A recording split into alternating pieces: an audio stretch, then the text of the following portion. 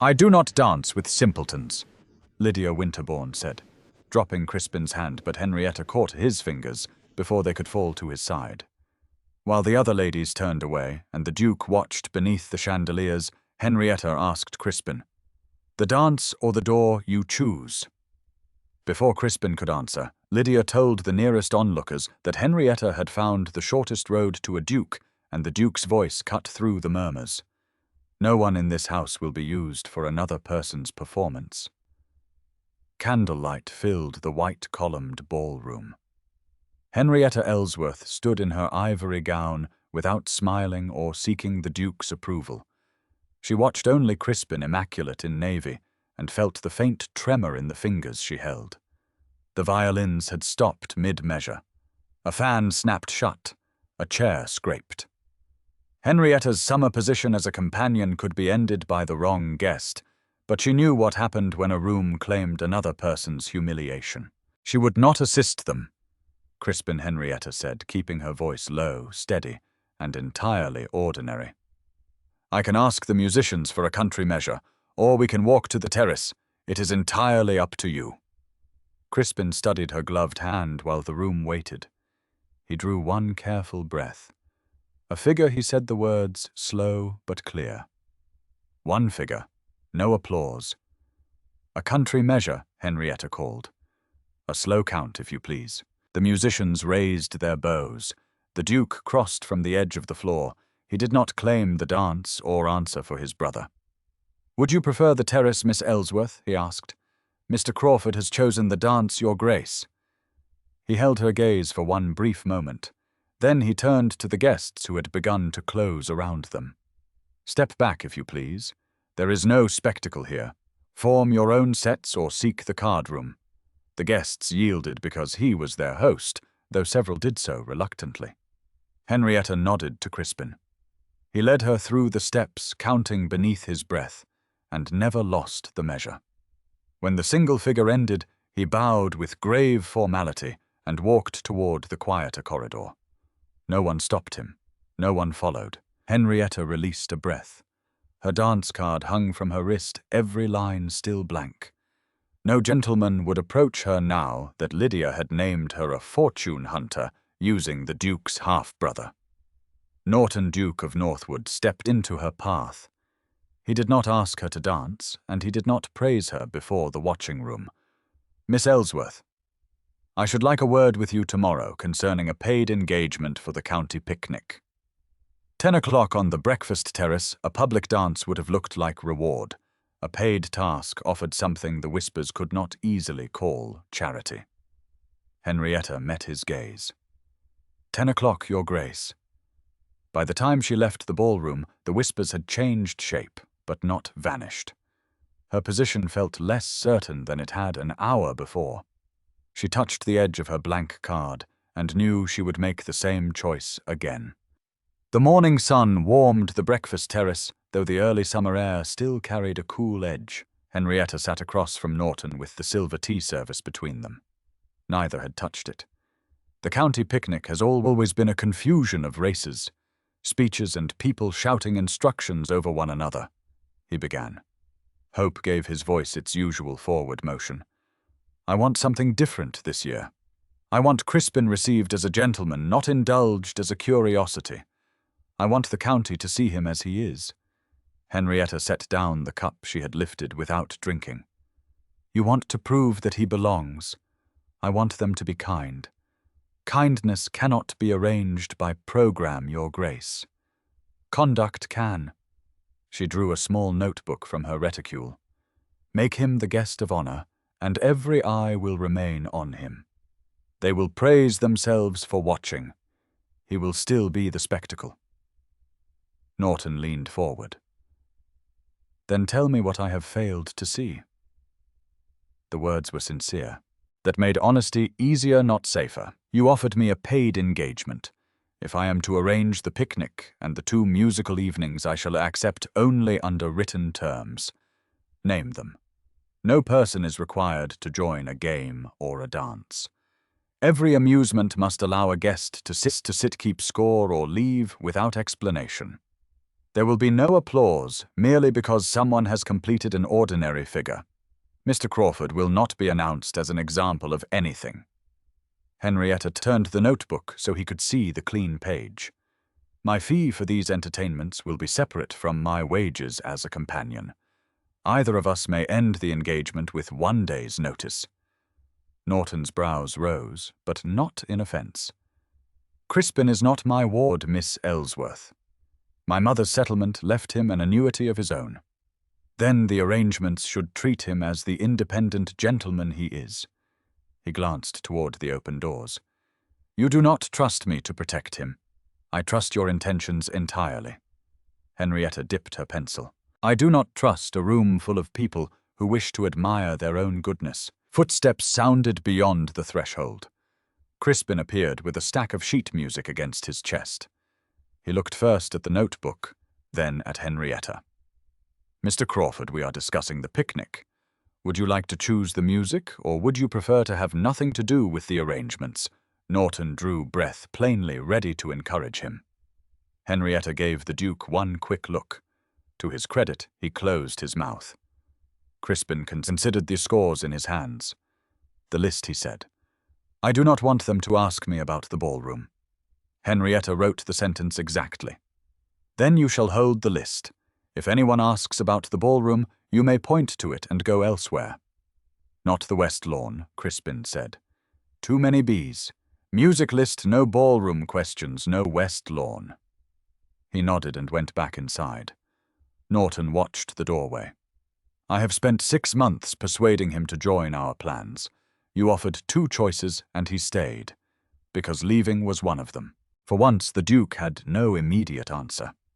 He read the page again, signed beneath Henrietta's conditions, and rang for his steward to have a fair copy made. The engagement is yours, Miss Ellsworth, he said. The arrangements are also yours.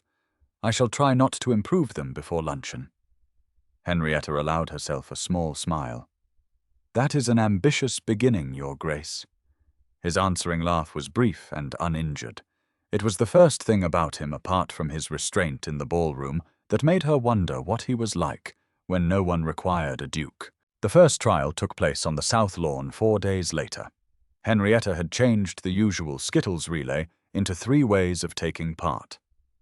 Guests might run the course, keep the score, or sit beneath the beeches and wager sugared almonds on the result. Norton attempted all 3.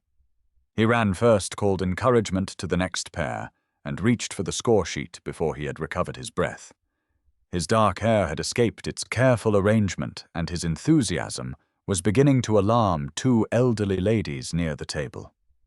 You are turning a trial into a proclamation, Your Grace, Henrietta murmured as he passed. I am setting an example. You are making everyone wonder whether they must imitate it. He glanced at the ladies, who immediately pretended to study the Skittles. Crispin sat at the scoring table. He remembered every sequence and every fallen pin. Norton stopped before him, still breathing hard. What is the tally? I believe I struck 5 on the second pass, then 3. 4, Crispin said. Then 2. You dropped the ball beyond the line. 0. The conversation around them thinned. Several guests waited to discover whether a duke could be corrected by the brother they called Simple. Norton looked at the careful marks on the page. His chest rose as if a great amusing declaration were on its way. Henrietta caught his eye and tipped her head once toward Crispin. This was not Norton's moment to make generous use of defeat. He shut his mouth, bowed to the scorer, and said only, Northwood 0. Crispin's smile appeared slowly. Then he gave one short laugh. The guests nearest the table relaxed. One of the elderly ladies placed 2 sugared almonds on Crispin's next score, and he recorded the wager without being praised for it. Henrietta felt the arrangement settle into the shape she had hoped for. No one dragged to the center. No one congratulated for remaining at the edge. A footman came toward them with a wicker basket of apples. Norton reached for the handle, caught only its edge. 6 apples struck the grass and rolled in every direction. Henrietta bent for a red one at the same instant he did. His hand closed over the fruit. Her gloved fingers landed across his. Warmth pressed through the kidskin. She looked up and found his face much nearer than good sense allowed. He did not laugh this time. His gaze held hers with an attention that made the noises of the lawn seem suddenly distinct. The knock of a skittle, a horse stamping beyond the hedge, Crispin's pencil scratching over paper. Behind them, a lady gave a small, meaningful cough. Norton heard it. Henrietta saw the flicker in his eyes. Yet he neither stepped away in embarrassment nor made a jest for the company. He kept his attention on her until she was the one who chose to look down. Henrietta withdrew her hand and chose another apple. "You have become the chief danger in my program. Your Grace, it appears I require closer supervision. Do not grow too hopeful. My fee would rise." He stood with the apple still in his palm, smiling at her rather than at the guests. The look disturbed her more than any gallant compliment could have done. He had accepted her correction without turning wounded, cold, or grand. Worse, he seemed to enjoy being answered. Henrietta carried the apples back to the basket and told herself the quickness in her pulse came from stooping too fast. During the 2nd and 3rd weeks, Northwood House acquired a new rhythm. Baskets appeared in the morning room to be counted, ribbons crossed the south lawn to mark the games, and the musicians were moved twice, because Henrietta discovered that the west terrace magnified every note. Crispin chose the order of the music. Norton carried chairs, offered opinions on every path through the grounds, and learned that Henrietta would listen to 3 suggestions before sending him to tie labels on the hampers. Sometimes he came merely to watch. Those were the moments that unsettled her most. A duke's attention could be explained. A man's quiet pleasure in her work could not. One afternoon, a summer downpour broke over the lawn. Guests ran beneath the portico, while servants rescued cushions and music stands. Norton proposed abandoning the games altogether. "Certainly not," Henrietta said. "We have a gallery, 40 chairs, and enough ribbon to entangle the entire county." Within half an hour, the long gallery had become a winding course with 3 exits. A guest could follow the full path, take the shorter turn beside the blue vase, or remain by the windows and direct someone else. Crispin remembered the sequence after one walk through it. Henrietta gave Norton the written instructions. He stood at the head of the gallery and raised the page with the solemnity of a parliamentary address. "Next we shall attempt the serpentine labyrinth of—" He narrowed his eyes. "Snooding." Henrietta pressed her knuckles to her lips. "Snooding," Lydia Winterbourne repeated from the side of the room. "What can that possibly be?" "I believe it is the name Miss Ellsworth has written. It says, 'Swooping, Your Grace.'" The laugh escaped before Henrietta could turn it into the small, useful sound she offered when other people required permission to be amused. It came bright and helpless, forcing her to catch the window ledge. Several guests laughed with her. Even Crispin looked up from the ribbons. Norton lowered the page. For one alarming instant, she wondered whether she had gone too far. Then his mouth curved. "Swooping. My apologies. The Duke of Northwood cannot read." That was 4 sentences, Crispin observed. The gallery dissolved into warmer laughter. Norton bowed to his brother and began again with only the title of the game. Later, while the guests changed for dinner and servants restored the gallery, Henrietta sat on the orangery steps with a late cold luncheon balanced on her knees. The glass doors stood open behind her, and footmen passed often enough to preserve propriety. Rain silvered the gravel walks and filled the air with the scent of wet earth and orange leaves. Norton came down the steps carrying 2 glasses of lemonade. He offered her one and sat at a proper distance, though his long legs made the stone step seem smaller. "Thank you. You enjoy this," he said. "Not merely succeeding. The arrangements themselves." Henrietta looked through the rain at the abandoned ribbons on the lawn.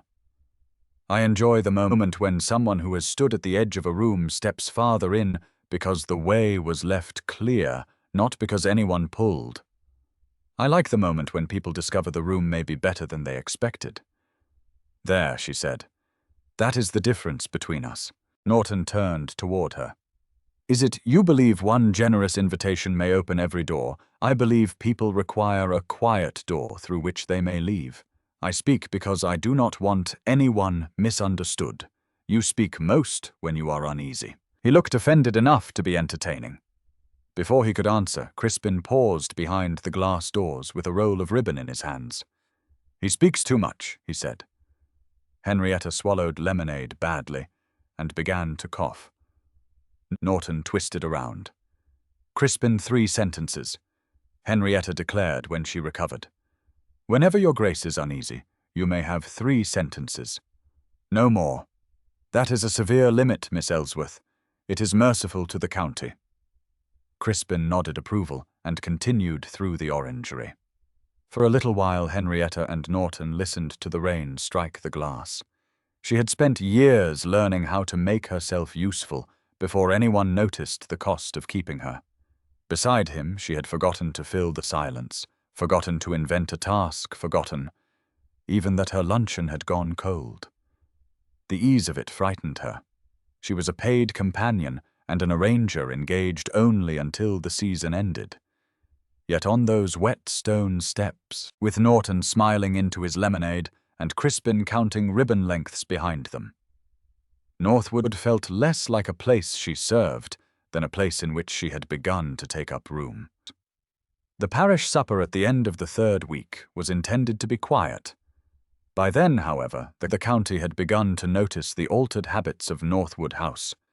Crispin had attended 3 gatherings, left 2 before the final course, and returned to 1 after an hour in the library. No one had been sent after him. Henrietta counted that as success. At the end of supper, the local magistrate raised his glass. "To the Duke of Northwood. He has brought his brother back to society and shown us what true charity may accomplish." Norton rose at once. Henrietta saw the danger in the brightness of his face. Praise had caught the part of him that believed a declaration could call a room to its better nature. "It is not charity," he said, his voice carrying to every table. "It is a promise. By the county ball no one in Kent shall look away from Crispin Crawford, and no one shall doubt the worth or integrity of Miss Henrietta Ellsworth. We shall show what it means to receive people properly." Applause broke over the room. Henrietta smiled because every eye had turned toward them and because contradicting him there would make Crispin the center of another dispute. Her jaw already ached before the clapping ended. Norton had taken their small, careful arrangements and promised them as a public triumph. For the next 3 days, she worked beyond sense. She added rehearsals, altered the order of the music, and asked the guests to repeat entrances that had been perfectly adequate the first time. She missed luncheon twice. Whenever Norton asked whether she needed assistance, she answered with a brighter smile and another list. On the 3rd afternoon, Henrietta paced the music room with her notebook open, while Crispin sat at the pianoforte. "Once more," she said, "only the change from the country measure to the supper music.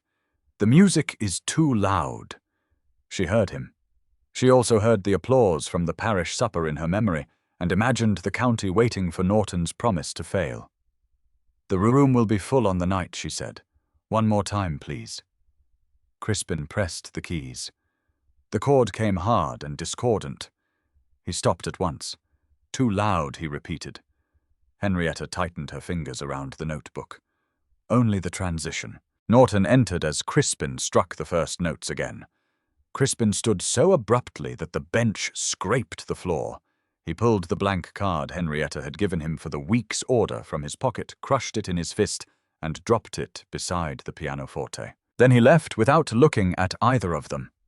The harsh note continued to quiver in the strings. Henrietta stared at the paper. The notebook slipped from her hand and struck the carpet. "He told me," she said. "Twice." Norton's voice was very quiet. "Why did you ask again?" "Because you promised them a miracle." Anger lifted her head, but shame made the words uneven. "You promised the county would approve of him. You promised they would approve of me." I tried to make the evening perfect enough to rescue your promise, and I did not ask whether Crispin wanted any part of it." Norton looked toward the open door through which his brother had gone. There was no defense in his face. "The opening dance at this county ball is cancelled," he said. "The toast is cancelled. There will be no speech concerning either of you. They will call that weakness. Then they may be disappointed in me." His gaze returned to the crushed card. I promised applause when I should have defended his freedom to leave. He bent, picked up Henrietta's notebook, and closed it instead of returning it to her. "The rehearsals are cancelled for tomorrow." Her first instinct was to protest. The musicians had been summoned. The guests expected instruction. There were 6 unfinished lists. The words rose and stopped behind her teeth. "I need to rest," she said. "Then rest. I shall explain the alteration." He did not offer a carriage, a physician, a holiday, or some splendid remedy that would become another debt. He took the notebook and went to face the steward, the musicians and the guests whose expectations he had raised. The next morning, after sleeping later than she had in years, Henrietta found Crispin in the library arranging scores by composer.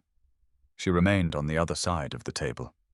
"I heard you say the music was too loud," she said. No smile came to soften it.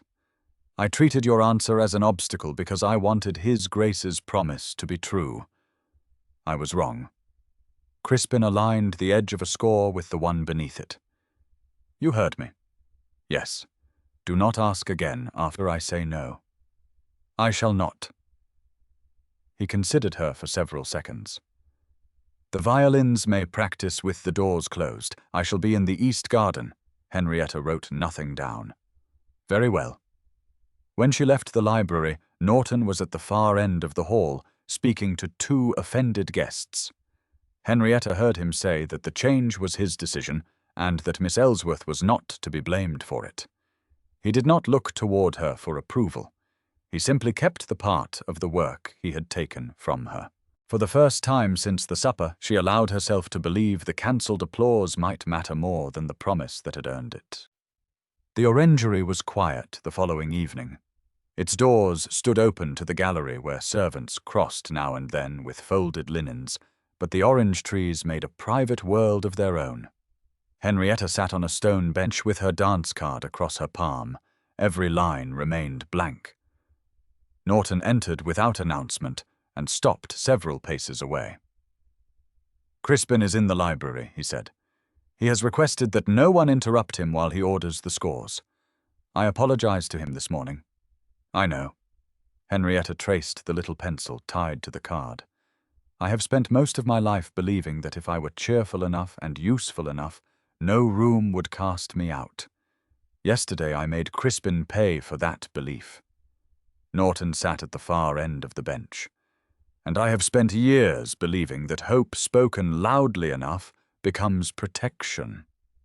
My popularity makes people move when I speak. I forgot that movement is not always kindness." She looked at him. His hands were clasped between his knees as though he were holding back the next grand solution. "I do not want you to make the county approve of me, Your Grace. I do not want you to mend the whole room. I want you to remain when I say the room is too much." His breath changed. He did not fill the silence. Henrietta placed the card on her knee and wrote on its first line, "Orangery 1 figure." She rose and held it out to him. "You have been very obedient for nearly a day. I think it deserves a trial. Only a trial that depends upon your feet." He took her hand and stepped into position. No musicians played. Wind moved softly against the glass, and distant voices from the gallery marked the boundaries of their privacy. They danced the simple country measure Crispin had taught them. Norton missed the second turn, caught the hem of her gown with his shoe, and nearly sent them both into a tub of orange trees. Henrietta seized his sleeve. They steadied each other and began to laugh. "Northwood 0, she whispered. "I object to the scoring. You may object in one of your 3 sentences." When they stopped, his hand remained at her waist. The humor in his face faded into something warmer, and less manageable. Henrietta felt every place they touched, his fingers through the silk at her side, her hand on his shoulder, the nearness of his breath. She wanted him to kiss her. More alarming still, she wanted to be the woman who could ask. A shadow crossed the open door before she could move. A footman waited at the threshold, visibly reluctant to speak. Norton stepped back. "Yes, forgive me, your grace. Lady Winterbourne has arrived a day before the county ball. She is in the drawing-room, and she has been speaking rather freely about Miss Ellsworth." The blank lines beneath one figure seemed suddenly very white. Henrietta folded the card over her palm. Tomorrow would show whether Norton had truly learned to leave a promise small enough to keep. On the night of the county ball, Northwood House glittered as brilliantly as it had on the opening evening, but every conversation seemed sharpened. Henrietta stood in the passage outside the ballroom and heard her own name pass through the partly open doors. Lydia had spent the previous day repeating the same charge in different forms. Miss Ellsworth had chosen a credulous man because his brother was a duke. Crispin lacked the judgment to see it. Norton's interest could only be gratitude or pity. Each version denied one of them the right to know his or her own mind. Norton came down the passage with 3 sheets of heavy paper in his hand. Anger had made his step quick and his sentences ready. "I have written a toast. I shall speak before the first set, and state that your character is beyond reproach. Anyone who repeats the accusation may leave my house." Henrietta reached for the top sheet. The paper was warm from his grip. Her name stood in the first line, followed by words that could make a room bow if not believe. For one dangerous moment, safety looked as simple as allowing a duke to speak for her.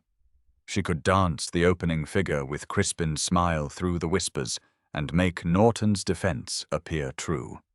It was the old answer: work harder, shine brighter, leave no one an opportunity to reject her. "It is very tempting," she admitted. Then she placed the sheet back in his hand. "No."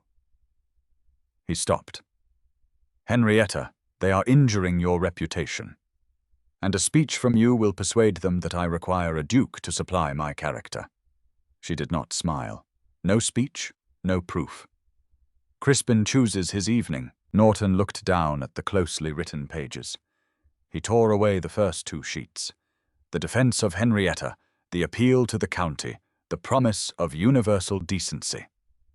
On the last page he kept only the rule governing conduct in his house. "Then I shall say what is mine to say," he replied. Crispin waited in the anteroom in a dark blue coat, his music list folded squarely in his pocket. Henrietta approached him without touching the card at her wrist. "Mr. Crawford, would you prefer the ballroom, the supper room, or the music room?" "Supper," he said after considering. 2 pieces of music. Then the music room. No dance." "Very well." Norton inclined his head. "Supper 2 pieces, music room." They entered together. The crowd opened before them, not out of kindness, but anticipation. Lydia stood near the head of the first set, her fan closed like a small weapon. "Surely, Miss Ellsworth," she said, pitching her voice to carry, "you will grant Mr. Crawford the opening dance. After all your devotion, it would be cruel to hide him away when the county has come to admire the result." Henrietta did not look toward Norton. She set her blank dance card on the little table beside the door and answered for no one but herself. "Mr. Crawford has refused the dance," she said. "One refusal does not require another performance to justify it." Lydia's mouth tightened. "Does he understand what he refuses?" "Yes," Crispin said. "No dance." Norton stepped forward, but not between Henrietta and the room. "My brother is not an examination," he said. "Miss Ellsworth is not your entertainment.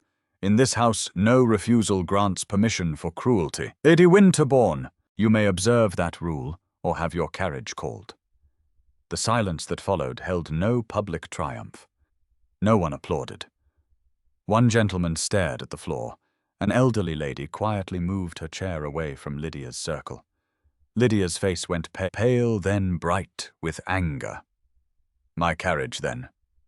Norton signalled to the footman. Two guests who had repeated her story asked for their own carriages soon afterward. Others remained, though the first set formed with less eagerness than before. The county had not been made kind.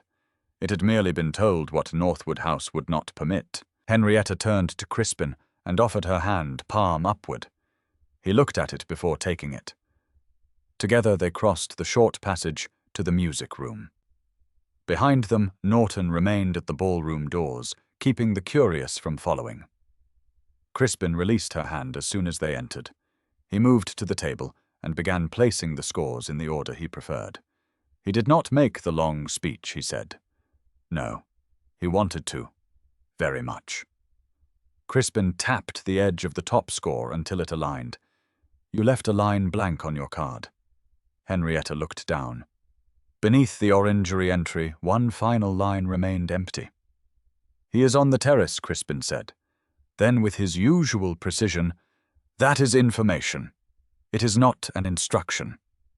Henrietta laughed softly. "Thank you." She left him with the scores and walked along the corridor toward the open glass doors.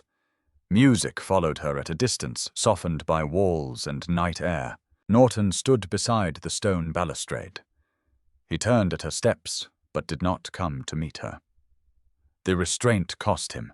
She could see it in the way his hand tightened once against the stone and then opened. Henrietta lifted the pencil. On the last line of her card, she wrote one word, Northwood. She held it out. "I do not want the county's approval, nor can I promise it." "Good. I want one dance here where they cannot turn it into evidence." He read the line again. "Is it only a dance you want? If it is, I shall ask for nothing more. If it is courtship, I want that too, but your paid engagement remains untouched." Henrietta's heart gave one hard beat. "My fee and position continue until the end of the season. Affection is not part of your purchase. I would not dare put a price upon it." His smile began. "I want the woman who took my brother's hand without first looking to see whether I watched, and I want the man who learned he need not win the room." "That is my third sentence," he said. "Then you must dance in silence." They stepped into the small space between the doors and the balustrade. The music from the ballroom was only a muffled measure, but they found the figure. Norton missed one turn. Henrietta corrected him with pressure from her fingers. This time, he did not turn the error into a performance. He followed. When the figure ended, she remained close enough to feel his breath. He remained still. The next movement was hers. Henrietta laid her hand against his cheek. His cheek rose on her toes and kissed him. The kiss was warm, startled, and soon certain. It belonged to neither the ballroom nor the rumor. When she drew back, his forehead rested briefly against hers, and the distant music continued without them. His fingers closed around the hand that still held the dance card and the little square of pasteboard pressed between their palms. "Your writing," he murmured. "My choice." He kissed her knuckles. Henrietta let the moment remain exactly what it was without turning it into another obligation. By the time the final country measure faded behind the glass, the night no longer seemed to belong to the ballroom. The next morning, sunlight lay across the ballroom floor, exposing every abandoned ribbon and bent dance card. Henrietta's renewed engagement rested in her reticule, the same wages as before. The separate fee for the picnic and musical evenings, and an end date at the close of the season. Norton's courtship appeared nowhere on the page. Crispin had declined the crowded breakfast and carried 3 pastries to the terrace. When Norton asked whether the next small musical evening should use violin or pianoforte, Crispin chose violin and added, "That was your third sentence. You must be quiet until luncheon." Norton obeyed for nearly a minute. He then lifted a wicker basket for the discarded cards and began explaining with gestures how the blue parlor might be kept open beside the autumn assembly. If we widen the threshold and move the card table. Anyone who wishes for quiet may. The badly tied string slipped. Cards scattered over the parquet. Henrietta stopped. A week earlier, she would have bent at once, gathered the cards, and apologized, as though his knot had been her failure. Instead, she folded her arms. A masterful demonstration of widened thresholds. "Your Grace," Norton surveyed the floor, then looked up at her. He smiled, knelt, and began picking up the cards without speech or ceremony. "You are a ruthless woman, Miss Ellsworth. Your paid arranger is not engaged until 10. Crispin returned through the terrace doors with the last pastry in his hand. He examined the scattered cards and pointed toward Henrietta. "You missed one." Norton looked beneath the basket. "We're not on the floor." Crispin indicated the card still tied to Henrietta's wrist. Norton rose and brushed his knees. "May I see the final line?" Henrietta felt the folded memorandum in her reticule and the narrow card against her glove. One secured her work. The other recorded what she had chosen for herself. "The writing is mine to do," she said. She turned her wrist until he could read Northwood. His happiness arrived in a warm, unguarded laugh. "I am very happy." Henrietta raised a brow. "That is another sentence." "Then he must be silent until luncheon," Crispin said. Norton took the basket beneath one arm and offered Henrietta the other. She slipped her hand through it because she wished to. Crispin went before them toward the terrace, counting his steps between the bright squares of sunlight. No guests gathered. No one applauded. The three of them crossed the empty ballroom at their own pace. The end.